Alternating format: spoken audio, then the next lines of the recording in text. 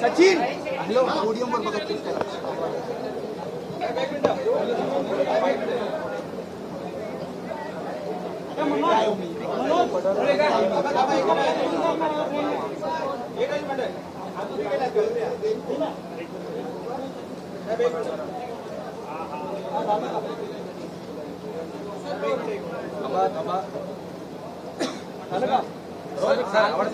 काल जी विधान भवनाबाहेर परिसरामध्ये पडळकर आणि तुमची कुठेतरी वाद झाला किंवा बाचाबाची झाली त्याचे पडसाद आज थेट विधान भवनामध्ये उमटलेले तुमच्या कार्यकर्त्यांमध्ये आणि पडळकरांच्या कार्यकर्त्यांमध्ये कुठेतरी हाणामारी झाली।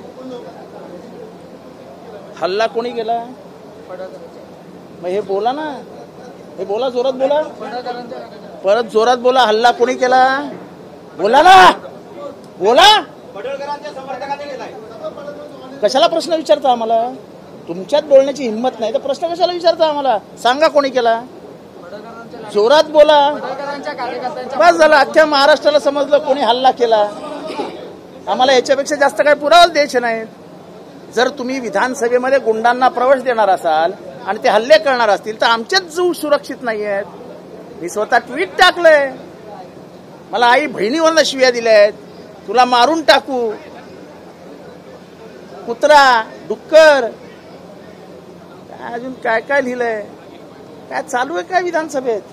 मी भाषण करून बाहेर आलो आणि थोडासा मोकळी हवा खेळायला बाहेर गेलो होतो, हा मलाच मारण्यासाठी आले होते हे सगळे। म्हणजे विधानसभेमध्ये विधिमंडळाच्या पायऱ्यांवर भवनामध्ये आमदार सुरक्षित नसतील तर कशाला राहायचं आमदार? काय गुन्हा आहे आमचा?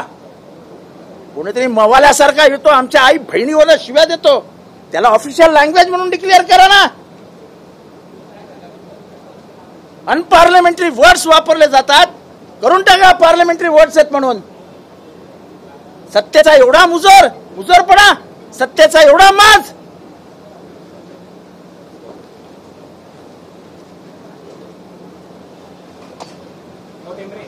ताप ते आव्हाडांनी व्यक्त केलेला आहे। त्याचबरोबर